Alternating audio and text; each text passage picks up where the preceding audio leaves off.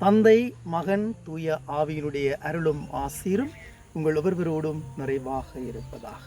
இன்றைய இந்த நாளிலே அன்னையாம் திரு அவையானது சகல புனிதர்களுடைய திருவிழாவை கொண்டாடி மகிழ்கின்றது. யார் இந்த புனிதர்கள் என்று நாங்கள் பார்க்கின்ற பொழுது, இறைவனுக்காக புனிதமான உள்ளத்தோடு, புனிதமான வாழ்க்கையோடு, புனிதமான நிலைகளோடு, புனித வழியிலே பயணித்தவர்களாக இருக்கின்றார்கள். யாருக்காக? இறைவனுக்காக. இறைவனுக்கு ஏற்ற வகையிலே, உகந்த வகையிலே, இறைவன் விரும்புகின்ற வகையிலே தங்களுடைய வாழ்க்கையை இறைவனுக்காக அர்ப்பணித்தவர்களாகவும் இறைவனுக்காக ஒப்பு கொடுத்தவர்களாகவும் இந்த புனிதர்கள் எங்கள் மத்தியிலே வாழ்ந்து கொண்டிருக்கின்றார்கள். இந்த வேளையிலே ஜோன் கொலம்பானி இவர் ஒரு அருளாளர். இவருடைய வாழ்க்கையை நாங்கள் சற்று மீட்டி பார்க்கின்ற பொழுது கடுமையான ஒரு கோபம் கொண்டவராக இருப்பார்.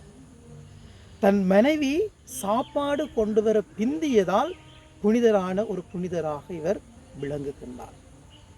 ஒரு முறை இவர் ஜோன் கொலம்பானி திருமணம் முடித்தவர். தன் மனைவியோடு வாழுகின்ற பொழுது இவர் வெளியில் சென்று வீட்டுக்குள் வருகின்ற பொழுது மனைவி சாப்பாடு சமைக்கவில்லை என்றபடியினால் கடும் கோபம் கொண்டு தன்னுடைய மனைவியை திட்டுகின்றார். மனைவியை திட்டுகின்ற பொழுது மனைவி அங்கிருந்த ஒரு பொருளால் தூக்கி அவருக்கு அடிக்கின்ற வேளையிலே இவரும் தன்னுடைய மனைவிக்கு அடிக்கின்ற வேளையிலே ஈற்றிலே மனைவி ஒரு புத்தகத்தால் அவருக்கு அடிக்கின்றாள்.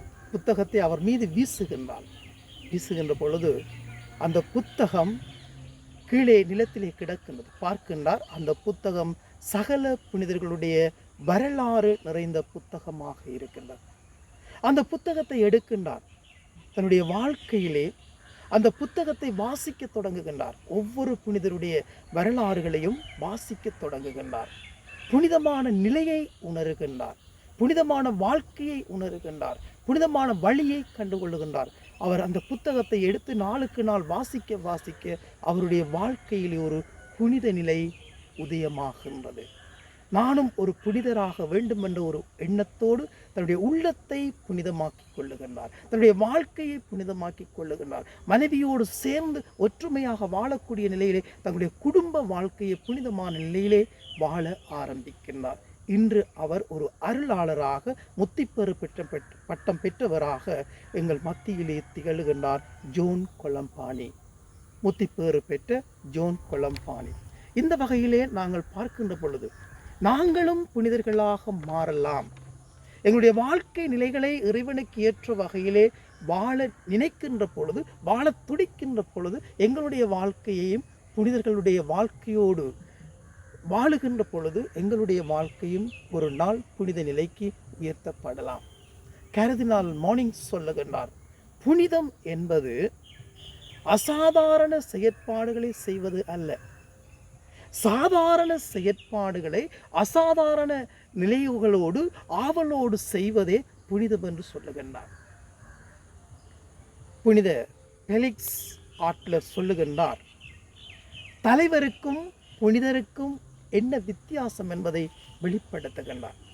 ஒரு நாட்டின் தலைவராக இருக்கலாம், எங்கள் தலைமைத்துவத்தில் இருக்கக்கூடிய தலைவர்களாக இருக்கலாம், யாராக இருந்தாலும் அவர்கள் இருளின் பாதையிலே நடக்கின்ற மக்களுக்கு ஒளிப்பந்தங்களை கட்டி அந்த ஒளிப்பந்தங்களை ஒளியாக கொடுக்கின்றார்கள். இது தலைவர்களுடைய வேலை. புனிதர்களுடைய நிலை என்னவென்று சொன்னால், இருளில் வாழுகின்ற மக்களுக்கு தாங்களாகவே தங்களை அர்ப்பணம் செய்து தங்களுடைய வாழ்க்கையின் மூலமாக ஒளி கொடுப்பவர்களாக இருக்கின்றார்கள். ஆகவே புனிதர்கள் எப்பொழுதுமே எங்களுடைய வாழ்க்கைக்கு ஒளியை கொடுப்பவர்களாக, புனித பாதையை காட்டுபவர்களாக, புனித நிலையோடு வாழ வேண்டும் என்ற ஒரு எண்ண கருவை, நம்பிக்கையை எங்களுக்கு உணர்த்துபவர்களாக நாங்கள் அவர்களை பார்க்கின்றோம். புனிதர்கள் எல்லோரும் எங்கள் ஒவ்வொருவரையும் புனித நிலைக்குள் அழைத்து செல்ல இறைவனிடம் பரிந்து பேசுபவர்களாக இருக்கின்றார்கள். நாங்கள் பார்க்கின்றோம், புனிதர்களுக்கு பல ஆலயங்கள் கட்டி வைத்திருக்கின்றோம், பல புனிதர்களுடைய திருவிழாக்களை நாங்கள் கொண்டாடுகின்றோம். ஏன் இந்த திருவிழாக்கள் என்று நாங்கள் பார்க்கின்ற பொழுது புனிதர்களுடைய வாழ்க்கையை பின்பற்றி நாங்களும் புனித நிலைக்கு எங்களை இட்டு செல்ல வேண்டும். நாங்களும் புனித நிலையோடு வாழ்ந்து இறைவனுடைய புனித வாழ்விலே நாங்களும் கலந்து கொள்ள வேண்டும் என்பதற்காக எங்களிடம் பரிந்து பேசிக்கொண்டே இருக்கின்றார்கள். ஆகவே இந்த சகல புனிதர்களுடைய திருவிழாவாகிய என்று இன்றைய இந்த நாளிலே ஆண்டவராகிய கிறிஸ்து எங்களுக்கு சொல்லுகின்ற வார்த்தைகள் என்னவென்று சொல்லி சொன்னால், தூய்மையான உள்ளத்தோர் பேறு பெற்றோர், ஏனெனில் அவர்கள் கடவுளை காண்பர்.